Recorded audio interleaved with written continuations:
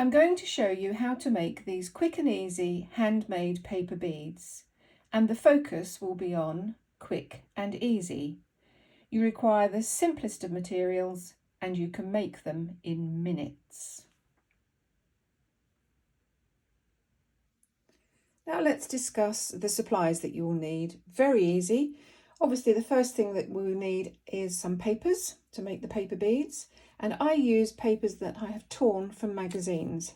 Here are a few examples. This one has writing on it, that doesn't matter, but I've chosen something that has some contrast in it of colour and lights and darks. So there's some white in there, some red, some black, some yellow. So that would make a nice contrast in the bead. Here's another one. This one I should think will be delightful. There's some lovely colours in that one. Here's another one, again with writing on. I think it's an advert, so there's lots of writing. You might think this wouldn't work because it has a picture of a house or whatever, but imagine the colours as it changes through the bead, as they go through these different colours that will show through. This one I've made beads from and it works very well. Here's another one with writing on. This was from an advert. Again, I've made beads from this one and this one also worked very well. This one was a photograph of some zebras. Made a lovely black and white bead. And this one was of some blossom, some cherry blossom. Again, that one worked very well. But I also used my handmade papers where I've made my own papers, and these are actually delightful.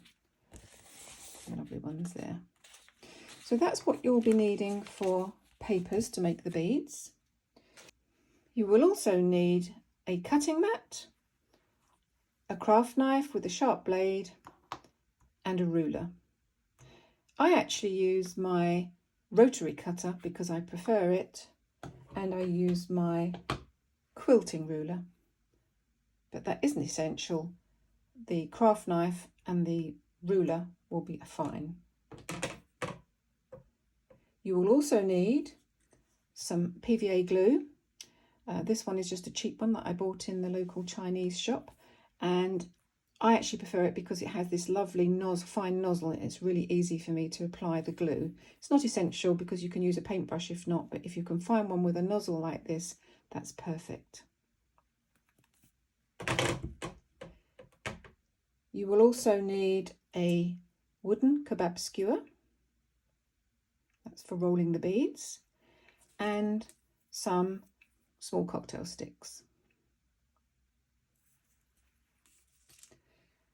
I have here a small bowl of water and a cotton cloth. That's just for keeping my hands clean whilst I'm working. And if you would like to emboss your beads afterwards to give them that lovely glaze, you will also be needing an embossing pad and embossing powder. I use a gloss powder. And finally, you will need a heat gun. You could use a hairdryer as well if you don't have a heat gun. So that's all you'll need to start making the paper beads. So let's go ahead and begin to make some. So the first bead I'm going to make, I'm going to use this paper, which I have torn out of a magazine. I've actually photocopied this from the original piece of paper that I tore out because I liked this design and I wanted to be able to use it again. So I often photocopy my papers and use the photocopied papers to make the beads and keep the original so that I can re-photocopy it. And I'm going to cut off the white borders where this has been photocopied because there would be too much white in my bead if I left that on the edges, and I don't want that on there. So if you've torn yours out of a magazine and you're using it straight from a magazine, you won't need to cut off these borders. You might think that because there's so much writing on here that this wouldn't work well for a bead, but really it doesn't matter. It actually gives just more contrast. So here we go.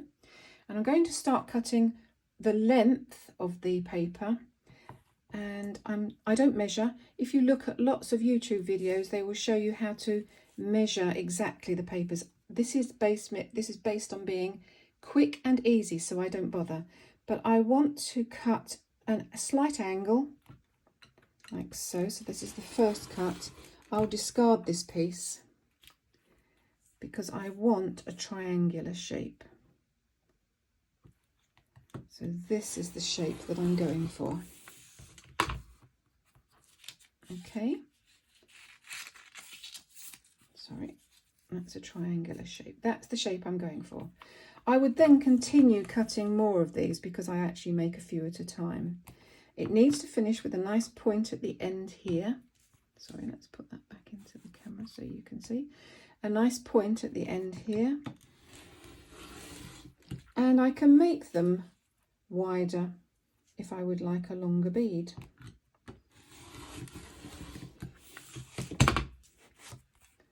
So there we go, I've cut 3 there. Ready to roll.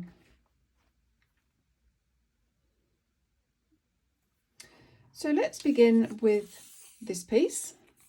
I will need this and my wooden skewer, and I will be needing my PVA glue. So I begin by placing my piece of paper the wrong side up at the wider end, and I will place it about 1.5 inches, say about 5 centimeters from the end of the pointed end of the skewer. And I'll begin to roll from the very end, and just so that that is tucked in, like so.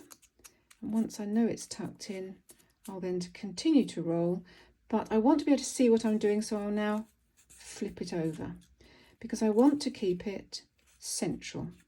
Now you'll see my finger here is at the back. That's holding it tight as I roll, and I pull it here as I roll to keep it nice and tight. And as I roll, I want it to stay centered so that my bead is a nice symmetrical shape. On this occasion, I would like it to be symmetrical. And so I'm holding it here to keep it tight and pulling here as I roll, and I'm watching to make sure that this stays central. And then I just roll. It's very easy. And you'll see the designs going through the bead and creating the colour in the bead as I roll. Some blue coming in there, some white going around there, more white, and you'll see the design coming along. And I make sure that this stays in the centre of the bead. When I get towards the end, about 2 inches from the end, which I think is about 7 centimetres, I will open the glue, helps. And I'll squeeze a little bit out, not too much, onto the paper. And then continue to roll and still watching to make sure it stays central. The glue is oozing out, as you can see, onto my finger at the back. And I want it to do that. And I will finish rolling, and the rest of the glue that's on the finger, I will just roll around the rest of the bead because that helps to stick down all the layers of the paper. There we go. And there's the bead.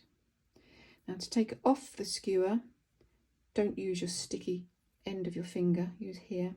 And I will grab it about 1/4 of the way up from this end and just wiggle it off the skewer.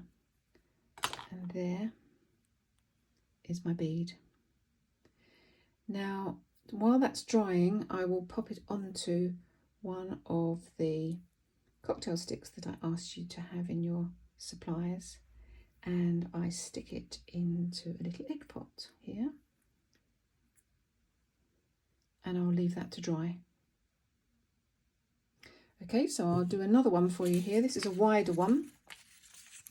Again, now this is the part where I will dip my hands, my fingers, in the water bowl. Just rub off the sticky glue and dry them on my cloth, because I don't want to start the next one with sticky fingers. That's a real no-no. So nice and dry. Make sure your fingers are dry afterwards. You don't want wet fingers either. And here I go with my next one.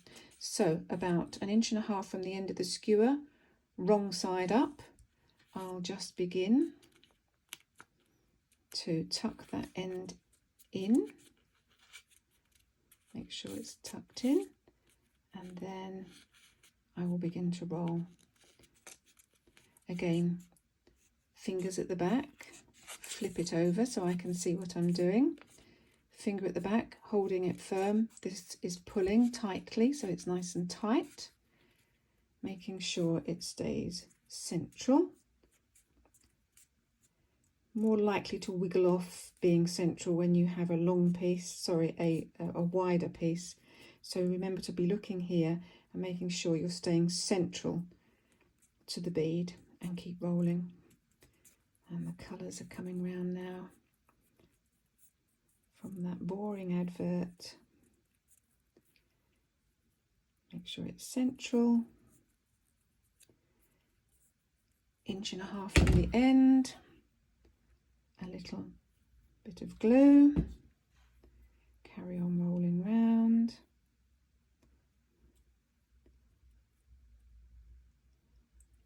To the pointed end, and then I will roll round the glue on my finger around the rest of the bead. Try not to get it on the skewer, because your skewer will get sticky and it's harder for you to get it off afterwards. Dry fingers,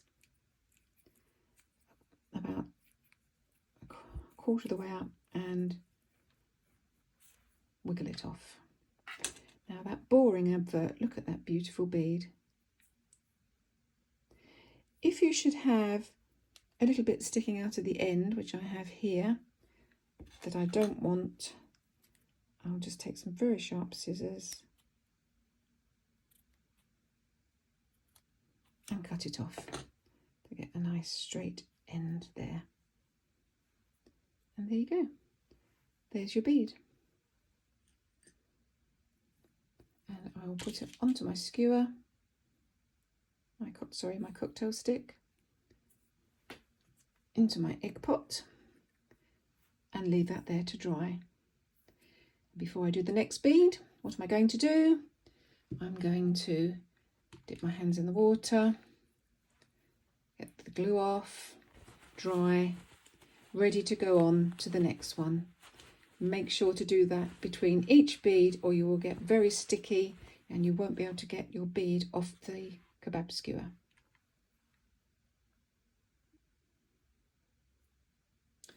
Right, let's get on to the glazing. So here I have the bead that we just made, and it is now dry. And I have here some embossing powder, which I've just emptied out, or just laid out in a small flat lid, so that I can roll my skewer in there easily.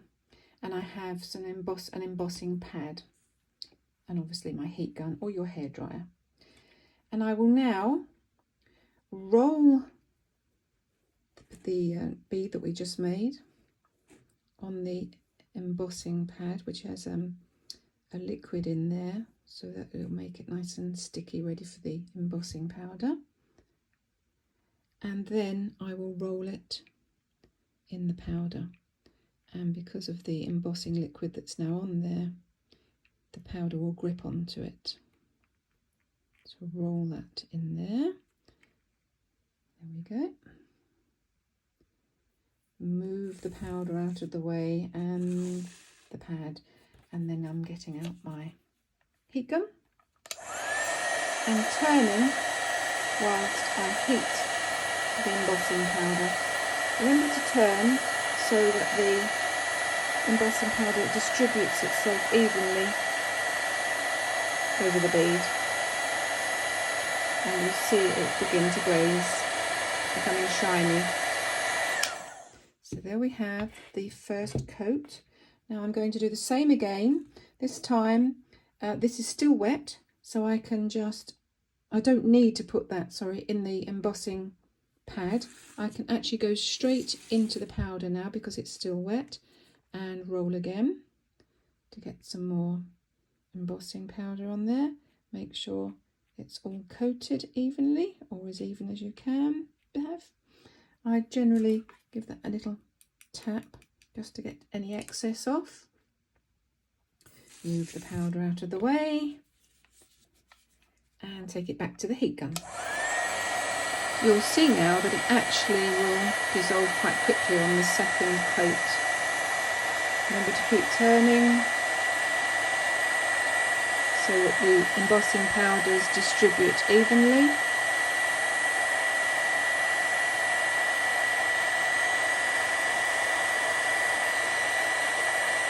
And you can see now it has a lovely glaze.